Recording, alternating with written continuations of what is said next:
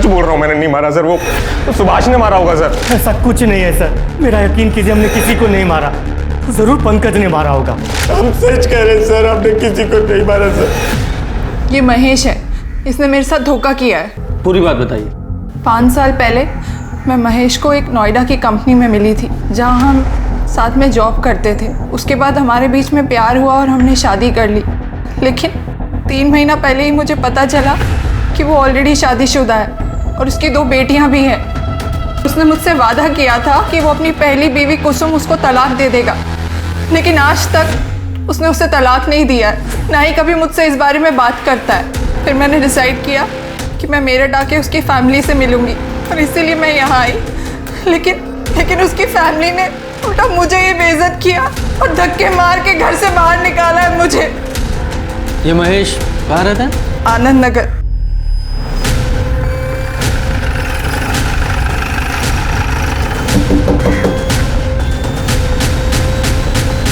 कोई है?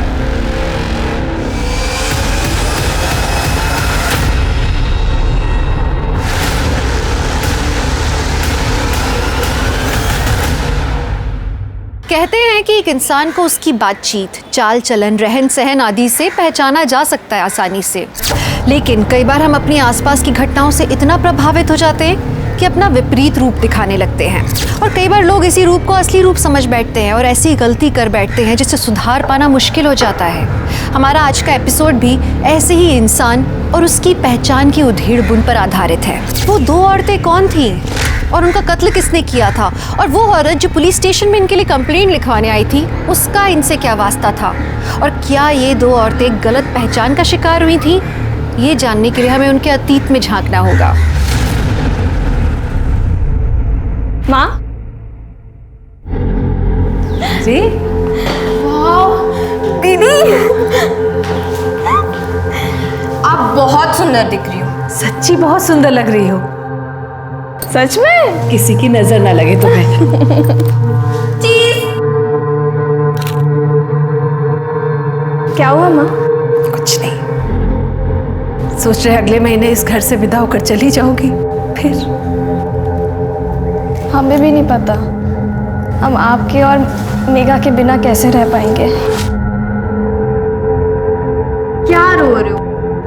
हमें तो इस दिन का इंतजार था कि आपके सारे कपड़े हमारे हो जाएंगे। देखो माँ, हमारे कपड़े इतनी बड़ी बड़ी हो गई हो, ऐसे कौन फोटो लेता है? हम कितने बेकार दिखेंगे। इसी का तो मजा है दीदी। अभी ये देखो माँ प्रीति, तुम तो ओहो, चीजू का फोन। अब हम उन्हें बता देंगे कि आप हमें परेशान करिए। फोन दे दो उसे। हेलो, अरे हेलो चीजू, हेलो। माँ हम आते हैं। हेलो, देखो ना माँ। क्या कर रही हो मेघा? वो भी तो परेशान करती है ना। चली जाएगी तो रोगी उसके बिना, समझी? हाँ। अरे कहाँ जा रही हो तुम? सुधा आंटी के घर पढ़ने। कहीं नहीं जाना है तुमको, चुपचाप बैठकर पढ़ो यहीं। हम जा रहे हैं। मेघा, अरे एक फोटो भेजो ना। अरे तुम्हें देखने का मन कर रहा है मेरा। ठीक है, भेज दी। बताओ कैसी लग रही हूँ?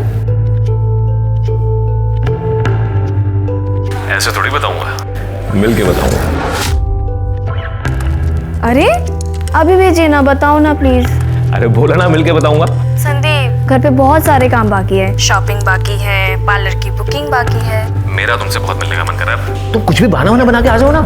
ठीक है, पर आज नहीं, कल। ठीक है। वाह भैया, ये तो बहुत बढ़िया खबर है। भैया हमको भी साथ ले चलिएगा ना। हाँ हाँ, चलना चलना, जरूर चलना। अरे मेघा बेटिया, बहुत अच्छे समय पर आई हो।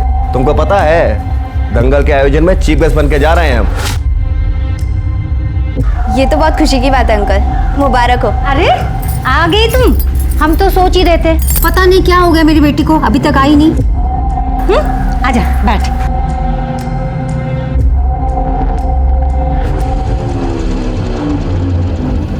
फिर से आलू की सब्जी?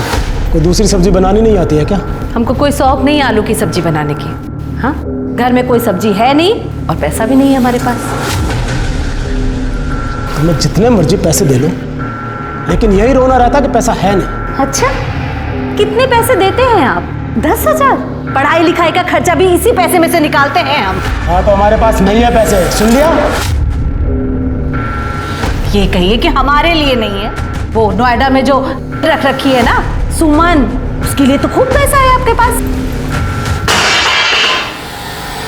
तमीज से बात करो, उससे हम शादी किए हैं, बीवी है हमारी। एक बीवी के होते हुए दूसरी बीवी नाजायज होती है। इतने तो पढ़े लिखे हैं आप, इतना तो जान। छोड़िए आपको, हम कह रहे हैं छोड़िए। तेरी जुबान बहुत चलने लगी है। छोड़ दीजिए, छोड़िए, बहुत चलने लगी है। छोड़िए उन्हें, छोड़िए। आप सिर्फ माँ को यहाँ पे मारने और उन्हें जलील करने के लिए आते हैं क्या? एक तो आपको बाबा कहते हो ना, शर्म आती मुझे। आप प्लीज यहाँ से चले जाइए। बहुत जुबान चल रही है तेरी। तू भी अपनी माँ के नक्शे कदम पर चल रही है क्या? अरे हमें कोई शौक नहीं है आने का। अपनी माँ से बोल के तलाक के कागजों पर दस्तखत कर दे, चले जाएंगे यहाँ से। अपने जीते जी हम तलाक नहीं देंगे। सुन लीजिए, आप आपको जो करना है कर लीजिए। तू हाँ बेटी एक जैसे हो गए।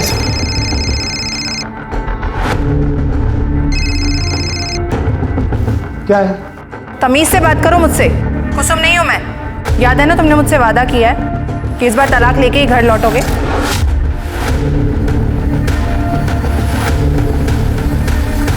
अब मेरी 4 1 2 3 नहीं।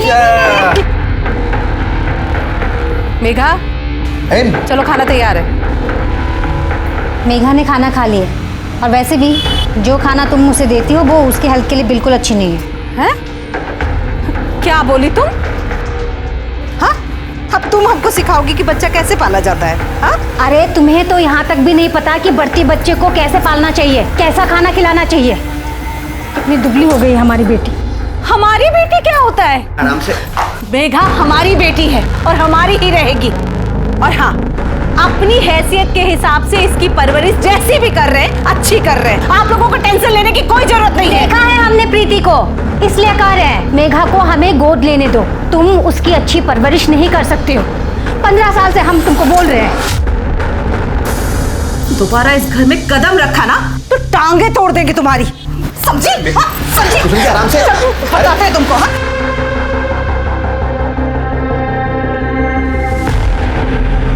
हमें हर हाल में मेघा चाहिए। तुम चिंता मत करो, ऐसा दाव लगाएंगे कि मेघा हमारी ही होगी। जैसे जैसे शादी के दिन नजदीक आते जा रहे हैं, निखरती जा रही हो तुम। अच्छा, अरे ये झुमके तो बहुत अच्छे लग रहे हैं तुम्हारे। सच में? हाँ। माँ ने दिए। पता है संदीप, हमारी माँ ने ना बहुत स्ट्रगल किया है। मैं चाहती हूँ कि मैं उन्हें जिंदगी की वो हर खुशी दूँ जो वो डिजर्व करती है। और इसमें हम तुम्हारे साथ हैं।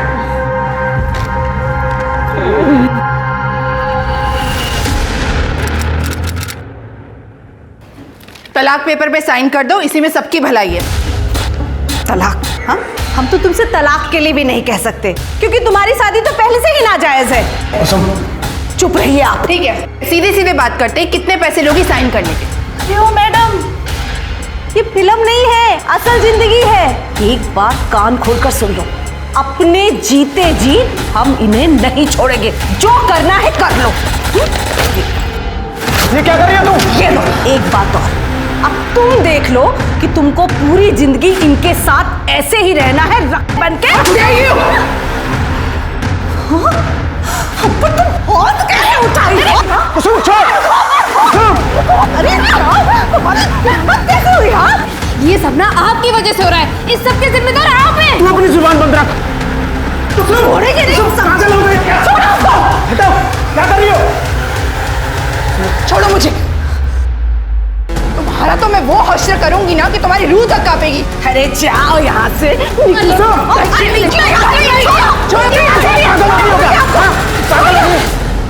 चल हट।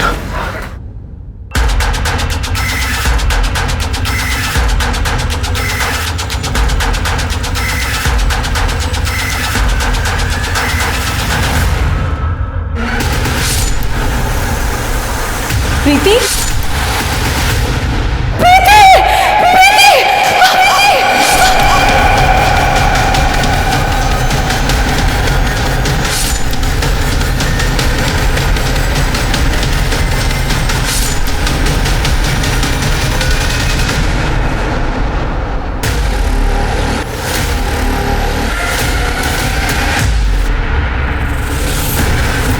चेक करो जिंदा है क्या। सर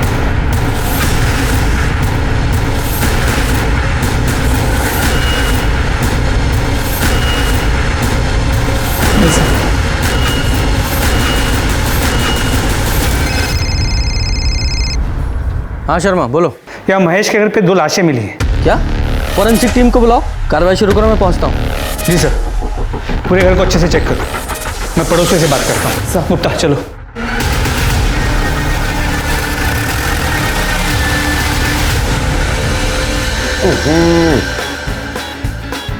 काली मिर्च के अंडे का ये मतलब थोड़ी है होगा कि की सारी काली मिर्च एक बार में झोंक दी जाए। अरे भाई, मिर्च सिर्फ इतनी ही होनी चाहिए कि आदमी जो है 2 से 3 दर्जन अंडे एक बार में दबा के खाए और नहीं तकलीफ भी ना हो, समझे? जी भैया। सर बंद कीजिए प्लीज। क्या हो गया सर जी? आपके पड़ोसी महेश प्रजापति, उनके घर में 2 औरतों की लाश मिली है। क्या देखा?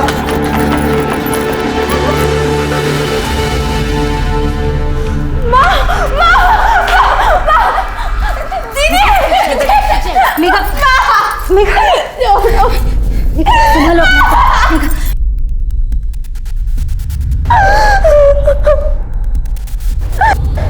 प्रीति, प्रीति, कुसुम, बेटा।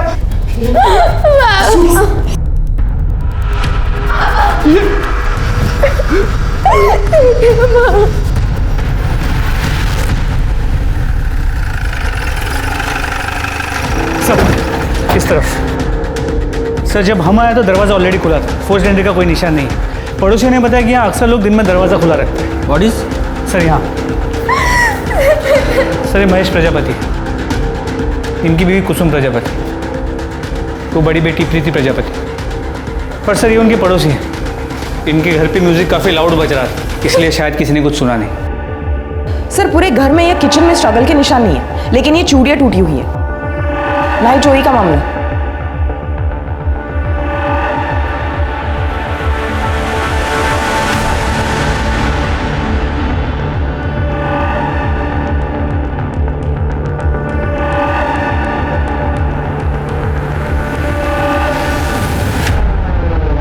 घाव से तो ऐसा नहीं लग रहा कि चाकू से मारा गया है, ऐसा लग रहा है किसी नुकीली चीज से गोदा गया है।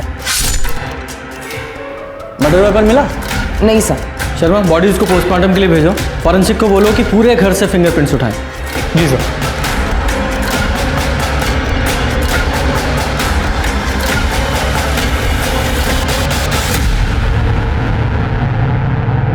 अगर घर में चोरी नहीं हुई है तो इसका मतलब ये है कि कातिल इन्हें सिर्फ मारने के मकसद से आया था। मतलब कातिल कोई जान पहचान वाला ही था। अगर वो अजनबी होता तो यहाँ मेन डोर पे ही हमला करता। या ऐसा भी तो हो सकता है कि वो कातिल दरवाज़ा खुला देख के पहले ही दबे पाँव अंदर छुप कर बैठ गया हो और मौका देखकर किचन में हमला किया हो। खैर, घर में और कौन कौन है? सब सिर्फ महेश और उसकी छोटी बेटी मेघा बचे। महेश को बुलाओ। सर। संग्राम में सुधा की कुसुम से बहस हुई थी अभी कुछ दिन पहले।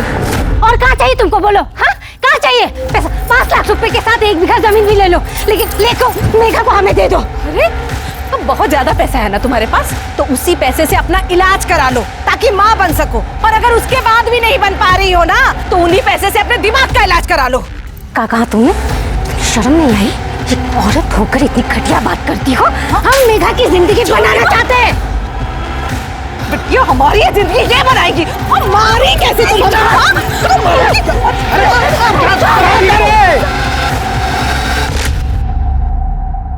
बेटा, तुम्हें किसी पे शक है?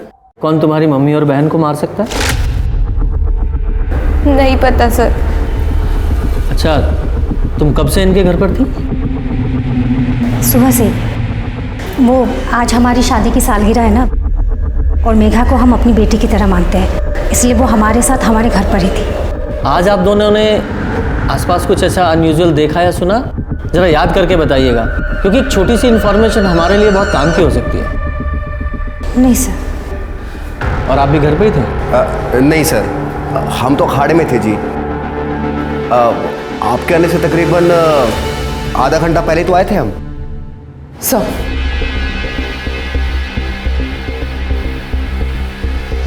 स्मिता, मेघा को लेके जाओ। चलो बेटा। तो मेघा को लेकर आप दोनों की कुसुम से लड़ाई हुई थी? नहीं सर, वो पड़ोसियों में थोड़ी बहुत नोक-झोंक सर तो। कुसुम अब नहीं रही, उसके बारे में कुछ कहना नहीं चाहते आप। और वैसे भी इस घर की हालत देख रहे हैं आप, मेघा की परवरिश तक ठीक से नहीं हो पा रही थी। मेघा को हम गोद लेना चाहते थे, उसे एक अच्छी ज़िंदगी देना चाहते थे, इसमें गलत क्या है?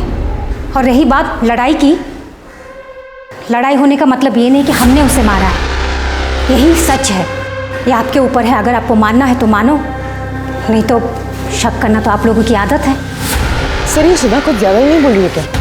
हाँ, कई लोगों की होती है फितरत इस टाइप की। लेकिन सर ऐसे सर इन्होंने सुमन के अगर किसी को आते हुए देखा था। किसको आते देखा? सर महेश के भाई सुरेश को देखा था मैंने उसके घर पे जाते हुए।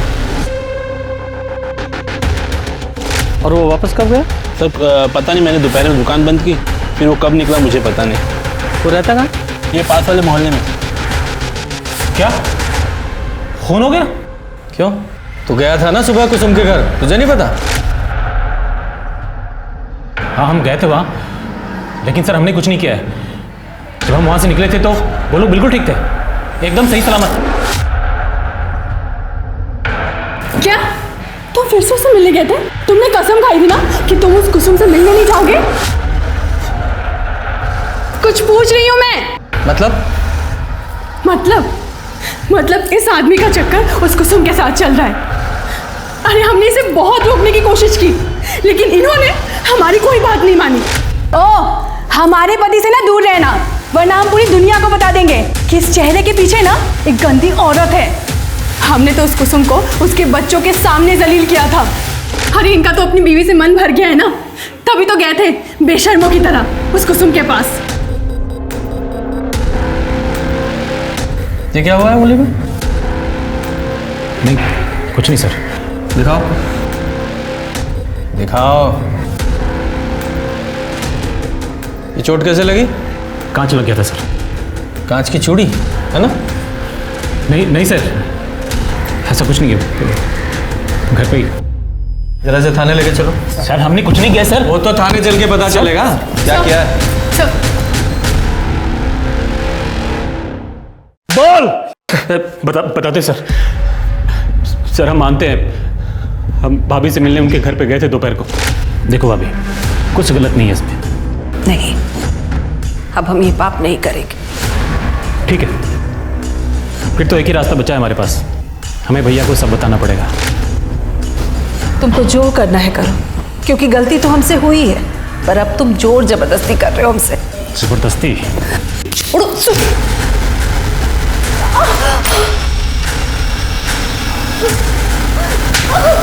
मुंह तोड़ दूंगा तुम्हारा। छोड़ो मुझे, छोड़ दो मुझे, मन भर गया मुझसे। छोड़ दो मुझे। चाचा जी छोड़ो नहीं। चाचा जी आप जाइए यहाँ से। इसके पहले चाची मेरी माँ को कुछ उल्टा सीधा बोले। बहुत गलत कर रही हो तुम, पछताओगी। यही सच है सर, हम जो कुछ भी जानते थे आपको बता चुके हैं, हमें जाने दीजिए सर। लेकिन ये अधूरा सच है, जब तक ये पूरा सच नहीं उगलता खातिरदारी करते रहो। सर ऐसा मत कीजिए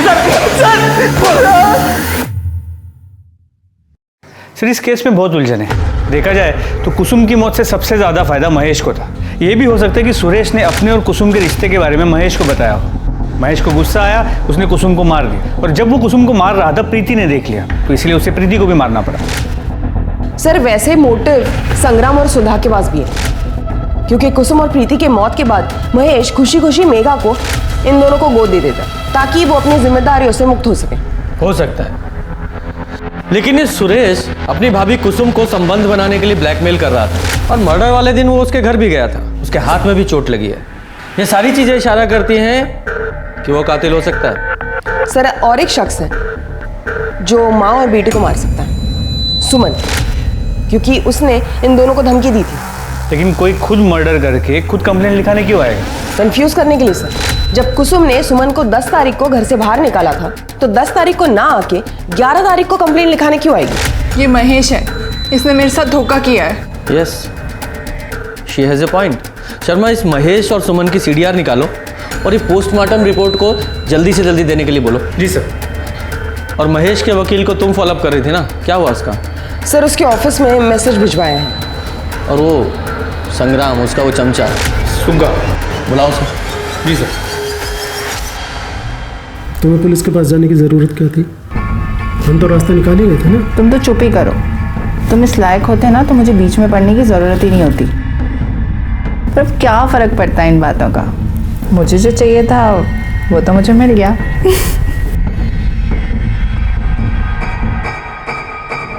हाँ तो सुग्गा। जी साहब। अपने मालिक संग्राम के साथ सुना है बहुत उड़ रहा है तू? नहीं साहब। देख, सच बोलेगा तो बचा रहेगा, अगर झूठ बोला पर काट देंगे तेरे। ठीक है साहब। तो ये बता, एक कुसुम और प्रीति के मर्डर में संग्राम सिंह का कितना हाथ है? साहब हमें नहीं पता साहब, लेकिन संग्राम दादा किसी का मर्डर नहीं कर सकते साहब। और सुधा? साहब वो जुबान की तेज़ हैं, लेकिन वो भी किसी को नहीं मार सकती साहब। वो तो हम पता लगा ही लेंगे कि किसने मारा है, लेकिन मुझे पता चला कि तूने झूठ बोला है, तेरा वो हाल करूंगा कि तू सोच नहीं सकता। सर कुसुम और प्रीति की पोस्टमार्टम रिपोर्ट।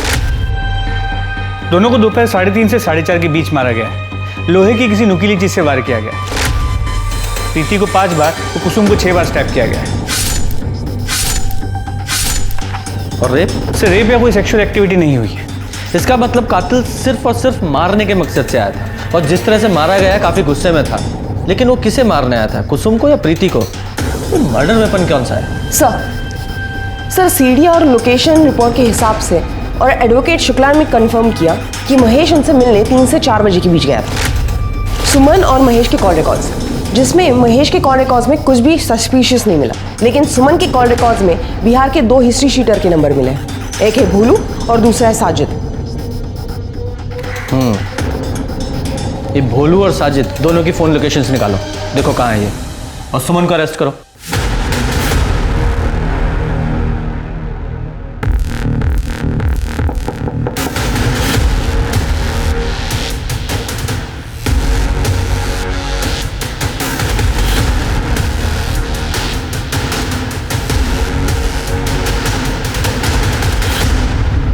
तुम्हारे सीडीआर और भोलू और साजिद के फ़ोन लोकेशन से पता चला है कि वो दोनों कॉन्ट्रैक्ट किलर भी सेम डे यहाँ मेरठ में ही थे। देखिए मैं आपको सब सच सच बताती हूँ सर। मैं महेश की लीगल वाइफ बनना चाहती थी और इसीलिए मैंने भोलू और साजिद को कुसुम को मारने की सुपारी दी थी, लेकिन बाद में मैंने अपना इरादा बदल दिया था। देखिए मुझे लगा कि अगर इन्वेस्टिगेशन हुआ और मैं पकड़ी गई तो पूरी ज़िंदगी मुझे जेल में रहना पड़ेगा और मैं महेश से तो कभी मिल ही नहीं पाऊंगी। इसलिए मैंने सोचा कि मैं केस कर कर उस पर प्रेशर बनाती हूँ। मैं आपके पास पुलिस कंप्लेंट भी लिखाने आई थी और इसके बावजूद भी अगर वो कुसुम को तलाक नहीं देता तो मैं केस वापस लेने के नाम पर नोएडा वाला घर अपने नाम करा लेती। देखिए इतना तो मेरा हक बनता है ना सर। तुम्हारा पुलिस में कंप्लेंट करना और उन कॉन्ट्रैक्ट किलर का यहाँ मेरठ में मौजूद होना, टाइमिंग इतनी अच्छी है ना कि तुम्हारी बातों पर यकीन करने का दिल ही नहीं कर रहा है। जब तक सच्चाई पता नहीं लग जाती आप कस्टडी में रहेंगी। सर मेरी बात पे यकीन कीजिए, मैंने बिल्कुल भी झूठ नहीं बोल रही हूँ सर। मैंने कुछ नहीं किया, मैंने किसी को नहीं मारा। थोड़ा सा खा ले कुछ। छोटी माँ अब सब खत्म हो गया। बेटा ऐसा नहीं बोलते, हम हैं ना, हम हैं तुम्हारे साथ। हमारे होते हुए तुम्हें किसी चीज की चिंता नहीं करनी चाहिए। शर्मा, ये भोलू और साजिद का क्या हुआ? सर खोज जारी है। पर मुझे एक बात खटक रही है, ये सुमन के पास कुसुम को मारने का मोटिव था और उसने उन कॉन्ट्रैक्ट किलर को उसकी सुपारी भी दी थी, लेकिन ये प्रीति का क्या? उसे क्यों मारा गया? उसकी शादी होने वाली थी, कहीं ऐसा तो नहीं कि उसके किसी पुराने आशिक ने या फिर एक तरफा प्यार करने वाले ने कांड किया हो? मुमकिन है सर। प्रीति की सीडीआर और उसकी फ़ोन लोकेशंस निकालो, और हाँ उसके मंगेतर से भी बात करो। सर तब तक हम महेश और मेघा से बात करके आते। चलो। जी सर। प्रीति और उसकी माँ को कौन मार सकता है? तुम्हें किसी पे कोई शक है? कोई पुराना आशिक या कोई वन साइडेड अफेयर? सर प्रीति का मुझसे पहले कोई बॉयफ्रेंड नहीं था, और सर जहाँ तक उसकी फैमिली को जानता हूँ मैं, उनका भी कोई दुश्मन नहीं था सर। 11 तारीख को तुम कहाँ थे? जब हम इन्वेस्टिगेशन के लिए वहाँ आए थे तुम हमें मिले नहीं। सर मुझे ना देर शाम को पता चला, और जब मैं वहाँ गया तो वहाँ कोई नहीं था। हम मौका वारदात से गए थे, शहर छोड़ के नहीं। तुम चाहते तो हमें पुलिस स्टेशन आके मिल सकते थे, कुछ छुपा तो नहीं रहे हो। मैं क्या छुपाऊंगा सर, मैं तो खुद टूट चुका हूँ सर। जब तक ये केस सॉल्व नहीं होता शहर छोड़ के मत जाना। सर हमें इस बारे में कोई जानकारी नहीं है, हम ज़्यादातर समय नोएडा में ही रहते हैं। और आपको कुछ पता है बेटा? नहीं सर, हमें भी नहीं पता। प्रीति दीदी माँ से ही अपनी बातें शेयर करती थी और हमारी इस बारे में कोई बात नहीं हुई है। कोई और ऐसा हो जो मेघा, मेघा चल, तेरे लिए हलवा बनाया है। माफ़ कीजिएगा सर, इसके एग्ज़ाम से उसे पढ़ना भी। चल चल जा बेटा। ठंडा हो जाएगा तो तुझे बिल्कुल पसंद नहीं। जी ये सुधा जी है, हमारी पड़ोसी, मेघा का बेटी की तरह ख्याल रखती है। सर मुझे लगता है सुधा के हाथों ही मर्डर हुए होंगे। देखा ना आपने, जैसे ही हम पहुंचे वो भी आ गई। उस दिन भी उसने जानबूझकर मेघा को अपने घर पे रखा ताकि वो प्रीति और कुसुम को मार सके। पूजा एक काम करो, अपने कांस्टेबल को सिविल यूनिफॉर्म में इस मोहल्ले पे निगरानी पे लगा दो। जैसे ही कुछ अनयूजुअल दिखा उठाएंगे इनको। Sir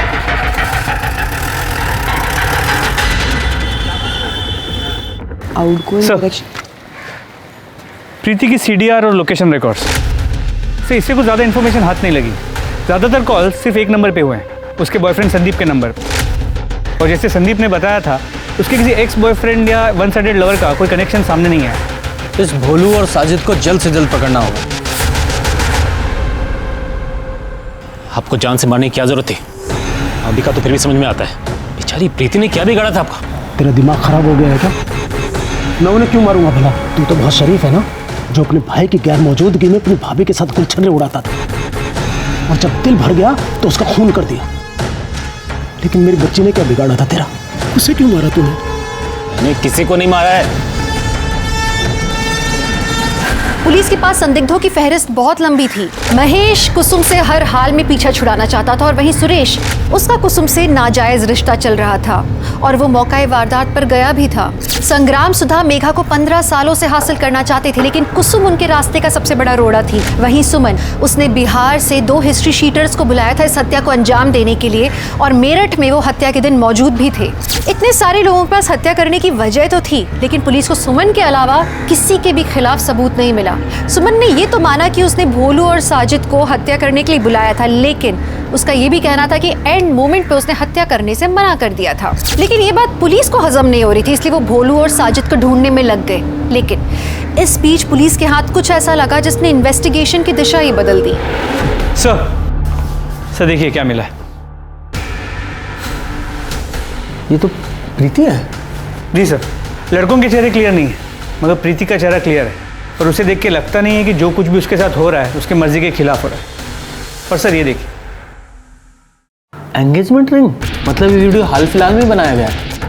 right sir. वीडियो की वॉइस बहुत डिस्टर्बिंग है, इसे एनहेंस कराओ। और तुम जरा पता करो कि ये वीडियो कहाँ से अपलोड हुआ है, IP एड्रेस निकालो। जी सर।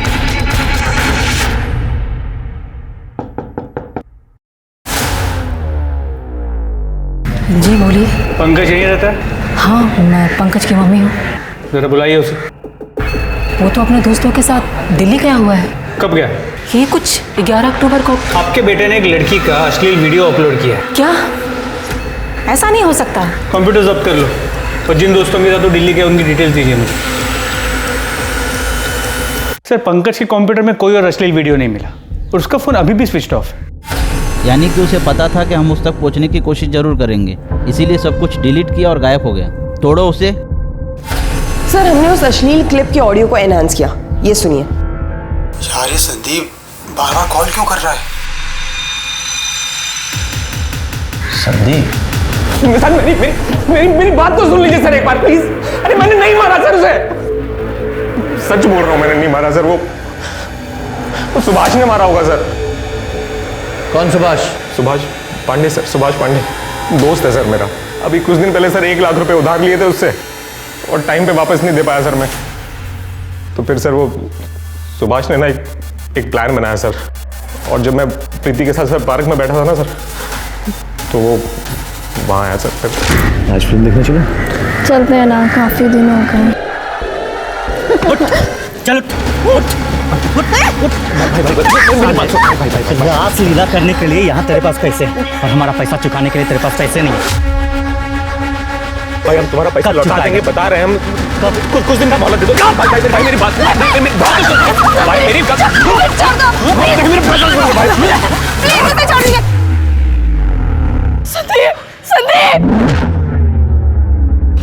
सुनिए, आप ही हमारे चुपके रख लीजिए।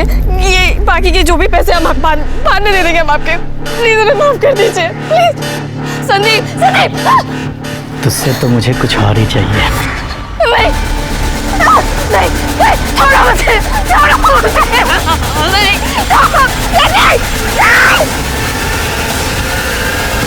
सर मुझे लगा इसके बाद ये चैप्टर यहीं खत्म हो जाएगा, पर ये सुभाष का एक दिन वापस से फोन आया मेरे पास।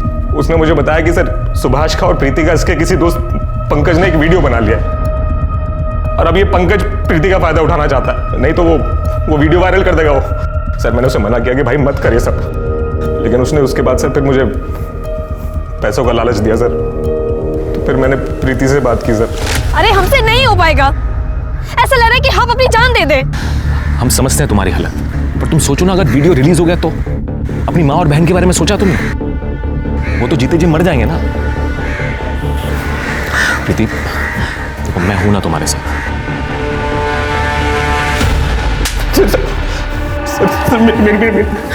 शर्म नहीं आई तुझे अपनी ही मंगेतर के साथ इतना घिनौना काम करते हुए? सच तो यह है तू उससे शादी ही नहीं करना चाहता था, इसलिए उसे मार दिया। प्रीति को मारते हुए तुझे उसकी माँ कुसुम ने देख लिया तो तूने उसे भी मार दिया। सर मैंने नहीं मारा सर किसी को, मैं कितनी बार बताऊं सर, जो सस्ता बोल दिया आपको सर। हमने कुछ नहीं किया सर। संदीप मेरे पैसे नहीं लौटा रहा था, तो हमने संदीप से पैसे के बदले प्रीति के साथ एंजॉय करने की बात कही और वो मान भी गया, लेकिन तभी पंकज ने वीडियो बना लिया और उसके बाद प्रीति हम दोनों को एक साथ देखकर शॉक हो गई थी। ये सब तुम्हारा प्लान था ना?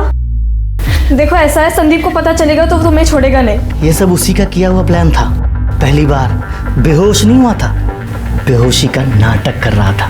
नहीं तुम झूठ बोल रहे हो। ये सुनो, देख मैं ना बेहोशी का नाटक करूंगा और तू अपना काम कर लियो, इसके बाद तेरा मेरा 1 लाख का हिसाब बराबर। तो तूने उसे इसलिए मार दिया कि अब वो तेरे हिसाब से नहीं चल रही थी, या फिर इसलिए कि वो हमारे पास आने का सोच रही थी? ऐसा कुछ नहीं है सर, मेरा यकीन कीजिए, हमने किसी को नहीं मारा। जरूर पंकज ने मारा होगा, वो बहुत सनकी आदमी है सर। तोड़ते रहो इसे। हमने कुछ नहीं किया सर। ये संदीप और सुभाष दोनों को कस्टडी में रखो और दोनों की कॉल लोकेशंस और फोन लोकेशंस निकालो। कुसुम के घर में जो फिंगरप्रिंट्स मिले हैं वो इन दोनों के फिंगरप्रिंट से मैच करा के देखो। और ये पंकज, उसका कुछ पता चला? सर उसका लोकेशन ट्रेस हो गया, उसने कल अपना फ़ोन ऑन किया था, वो दिल्ली में नहीं मुंबई में। लोकल पुलिस को कांटेक्ट किया है, होपफुली जल्दी पकड़ लेंगे। वेरी गुड शर्मा, एक बार ये पंकज हाथ में आ गया ना तो सच्चाई तक पहुंच सकते हैं। भरोसा और समर्पण किसी भी रिश्ते की नींव होते हैं। प्रीति संदीप के लिए समर्पित थी, लेकिन संदीप ने प्रीति के भरोसे का फायदा उठाया और उसे घिनौने दलदल में धकेल दिया। सो पुलिस की फहरिस्त में प्रीति का मंगेतर संदीप, उसका दोस्त सुभाष और पंकज का नाम जुड़ चुका था। संदीप और सुभाष तो गिरफ्तार हो चुके थे, पुलिस उनसे सच उगलवाने में लगी थी, लेकिन पंकज अभी तक पुलिस की गिरफ्त से बाहर था। लेकिन एक कामयाबी पुलिस के हाथ लगी, उनके हाथ भोलू और साजिद लग गए। सुमन ने कबूल किया है कि उसने तुम दोनों को कुसुम को मारने की सुपारी दी थी और तुम दोनों ने कुसुम और प्रीति दोनों को मार दिया। नहीं साहब, हमने मारा नहीं साहब, वो औरत झूठ बोल रही है साहब। फिलहाल तो हमें कुसुम को मारने की सुपारी मिली थी साहब, फिर मैडम ने यह भी कहा था कि कॉन्ट्रैक्ट कैंसिल कर दो, लेकिन हमने पहले ही बताया था हमारे धंधे में पैसे वापस नहीं होते, तो उन्होंने हमें पैसे दे दिए साहब। कहानी अच्छी है तुम्हारी, चलो देखते हैं कि थोड़ी और मार खाने के बाद तुम्हारी सच्चाई बदलती है वही रहती है। थोड़ा जरा साहब नहीं साहब सुनो साहब नहीं साहब।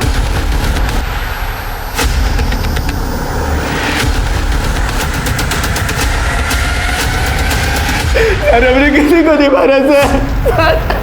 सर हम सच कह रहे हैं सर, हमने किसी को नहीं मारा सर। तो भागा क्यों? क्योंकि हम डर गए थे सर। हमें लगा था कि मेघा ने हमारा नाम ले लिया तो हम फंस जाएंगे सर। मेघा? मेघा तेरा नाम क्यों लगी? क्योंकि हमने उसके साथ बदतमीजी की थी। कब? सर 11 अक्टूबर को। देखो, इस जंजाल से निकलने का तुम्हारे पास एक ही तरीका है, तुम्हारी छोटी बहन मेघा, उससे हमें एक बार मिलवा दो। हमारी बहन के नज़दीक भी मत जाना, क्योंकि अगर तुमने ऐसा किया ना तो इस बार हम पक्का पुलिस के पास चले जाएंगे, समझे तुम? इसलिए गुस्से में आके हमने प्रीति का MMS अपलोड कर दिया सर। और फिर हाथ मत लगाओ, अगली बार परेशान करने की कोशिश की ना तो हम पुलिस में कंप्लेंट कर देंगे।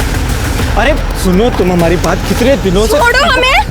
अरे हम डर गए थे सर। हमें लगा मेघा ने अगर घर वालों को या आपको हमारे बारे में बता दिया तो इसलिए हम घर छोड़ के भाग गए थे सर। लेकिन हमने किसी को मारा नहीं है सर। इससे सर पूरा सच उगलवाओ। सर नहीं सर हमने किसी को नहीं मारा सर। बेटा, तुम्हारे साथ किसी ने बदतमीजी करने की कोशिश की थी? देखो बेटा, झूठ मत बोलना, क्योंकि जिसने बदतमीजी की थी उसने खुद हमारे सामने कबूला है। हाँ। तो ये बात तुमने पहले क्यों नहीं बताई?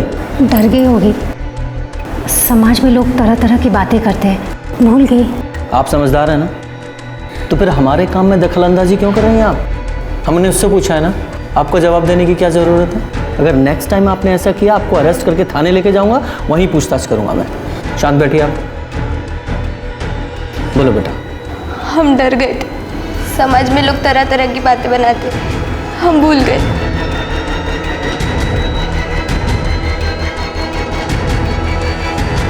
तो मुझे लगता है कि मेघा बहुत कुछ जानती है, सुधा के डर से हमें बता नहीं रही। सर इसके पहले भी हम मेघा से बात करने गए थे, लेकिन सुधा ने पढ़ाई का बहाना बना के मेघा को अंदर लेके गई थी। हेलो, ठीक है। तो सुभाष, संदीप, पंकज, भोलू, साजिद, किसी के भी फिंगरप्रिंट्स मैच नहीं हो। अगर इनमें से किसी ने नहीं मारा तो फिर और कौन हो सकता है? राम राम संग्राम। अरे राम राम चाचा जी, राम राम राम राम।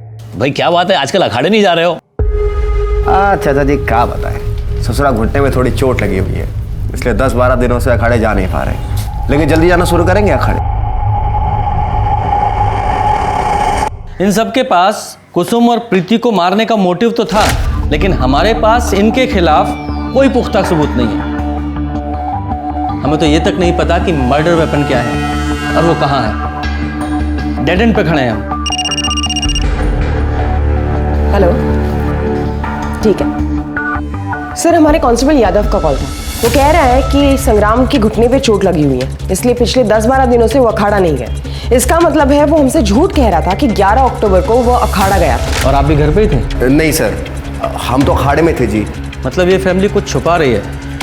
याद है ना, जब इस फैमिली से हमने पूछा था वो मेघा के खरीदने वाली बात, तो ये सुधा तो कॉन्फिडेंट थी, लेकिन ये संग्राम नहीं। लेकिन सिर्फ शक की बिना पर, बिना सबूत के हम कुछ नहीं कर सकते। पूछताछ करने के लिए हमें इसे अरेस्ट करना पड़ेगा। लेकिन सर, किस बिना पर? फेक चार्जेस लगाते हैं, लेकिन हम उसे 24 घंटे से ज़्यादा कस्टडी में नहीं रख सकते। शर्मा, आज फ्राइडे है ना? जी सर। आज इसे अरेस्ट करो। कल सैटरडे और संडे कोर्ट बंद रहेगा, मंडे से पहले जमानत नहीं मिलेगी। समझ गया।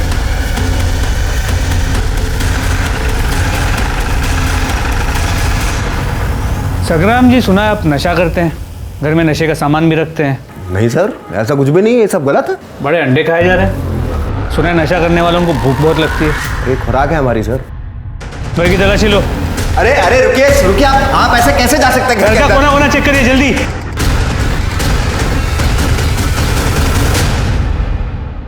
संग्राम जी, ये क्या है? आप बिल्कुल चिंता मत कीजिए, हमें पता है आप बेकसूर है, हम वकील से बात कर लेंगे।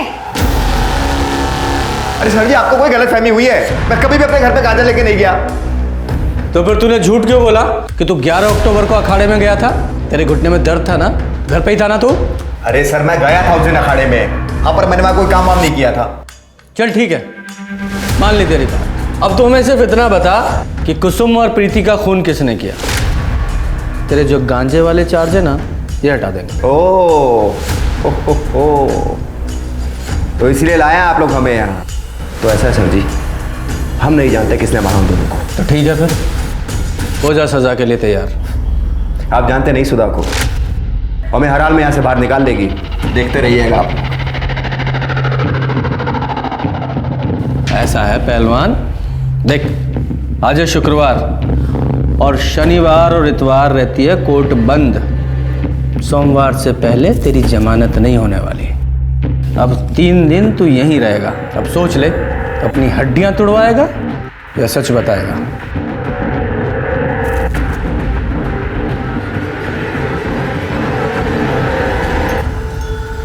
सर लगता नहीं कि ये संग्राम इतनी आसानी से टूटेगा। पर इसे तोड़ने का कोई तरीका तो खोजना पड़ेगा ना।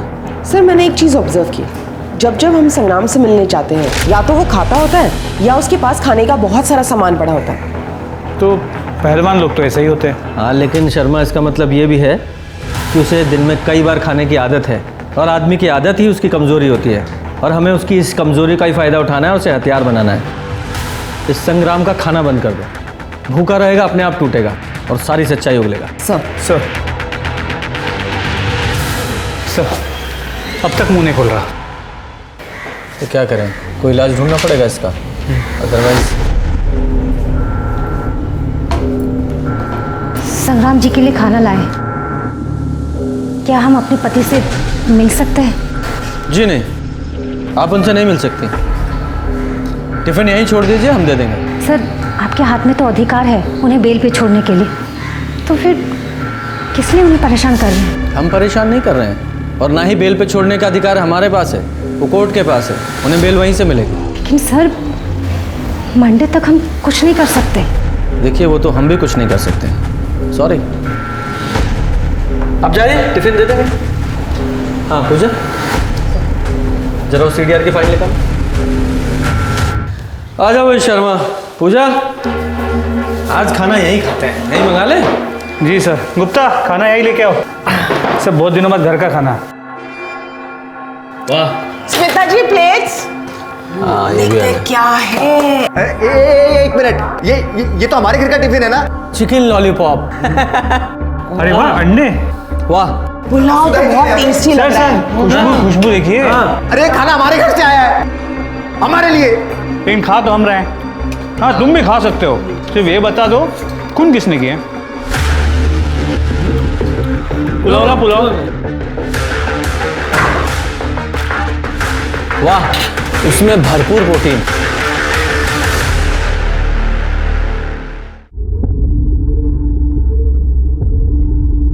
मैडम। फिर सुधा जी आप टिफिन लेके आ गई? जी सर। अच्छा हुआ, कल का खाना बहुत अच्छा था। ऐसे संग्राम जी ने कहा। सर वो उनसे एक बार मिल पाते थे? नहीं, हम टिफिन दे देंगे। अब जाइए, आप नहीं मिल सकते। चलो। वाह वाह वाह, आज फिर चिकन। बाबा वैसे संग्राम जी आपकी बीवी खाना बहुत अच्छा बनाती है। अरे भाई जल्दी, आज क्या है आज? Sir chicken biryani, chicken curry और ये दाल मखनी। एक काम करो शर्मा। हाँ। अरे पहलवान के घर से खाना आया है, 2 दिन हो गए कुछ खाया नहीं है, थोड़ा सा भाई को भी दो। ये लो पहलवान, खा लो, घर का खाना है। बस इतना सा? अरे नहीं खाना मैं। सर लगता नहीं कि संग्राम कुछ बताने वाला है, या फिर ये भी मुमकिन है उसे सच में कुछ पता ना हो। सिर्फ आज रात का डिनर बचा है। कल सुबह नाश्ते के साथ सुधा बेल के पेपर्स भी ले आएगी। शर्मा एक आखिरी दाव चल के देखें? चलो। अरे शर्मा, अरे भाई जल्दी खाना लाओ, भूख लगी है। लाया सर। शर्मा जल्दी खोलो, भूख लगी है। सर आज फिर से चिकन। आहा बिरयानी, वाह। खुशबू तो बहुत अच्छी आ रही है। हाँ पहलवान, ये लीजिए। खाओगे? बहुत अच्छा है। सर जी, हम आपको सब कुछ सच से बता देंगे, लेकिन पहले हमें पूरा टिफिन दीजिए खाने के लिए। पहले स्टेटमेंट फिर खाना। खत्म करो। अच्छा ठीक है। ठीक है, हम आपको सब कुछ सच से बताते हैं। देखिए, हमें सच में नहीं पता कि कुसुम जी और प्रीति को किसने मारा, पर हाँ, सुधा ने हमें सुवा दिया था छुपाने के लिए। हमने उसे मिट्टी में गाड़ दिया। अब खाना दीजिए फटाफट। चलो।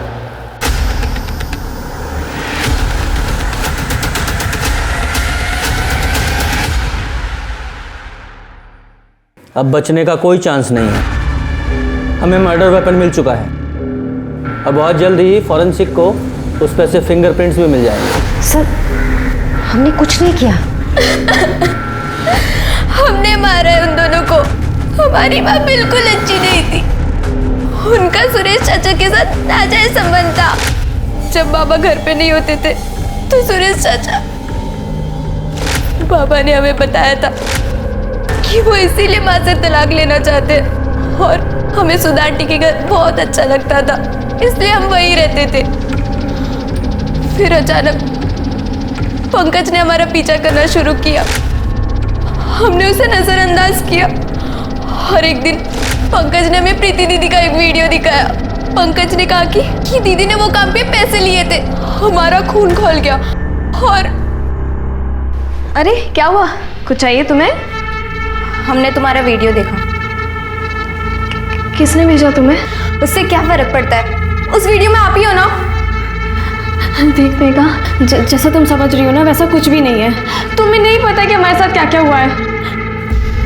दीदी, आप उस वीडियो में अपनी मर्जी से थी, और तो आपने उस वीडियो के पैसे लिए। शी दीदी, हमें ना आप पे शर्म आती है। आप भी हमारी माँ की तरह कैरेक्टरलेस बन गई है। मेघा, तुम्हारी इतनी हिम्मत कैसे हुई माँ के बारे में ऐसा बोलने की? आइंदा माँ के बारे में ऐसा मत बोलना, नहीं तो हम तुम्हारा मुंह तोड़ देंगे।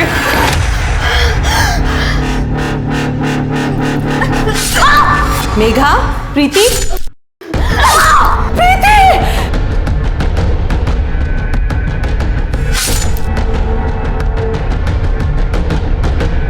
मेघा,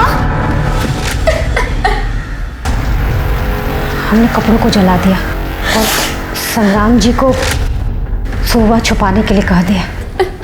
तुम्हारी माँ और तुम्हारी बहन दोनों ब्लैकमेल हो रही थी, और तुमने बिना सच्चाई जाने अपने परिवार को खत्म कर दिया।